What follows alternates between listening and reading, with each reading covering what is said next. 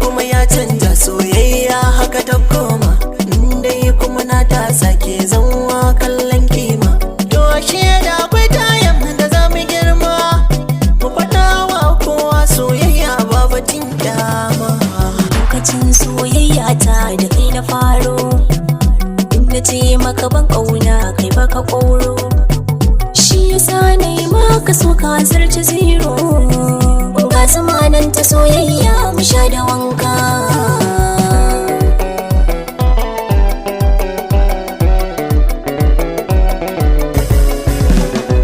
Ƙaunar ki zuciyata ta kama min ta sanya ciwo ciki kin fama min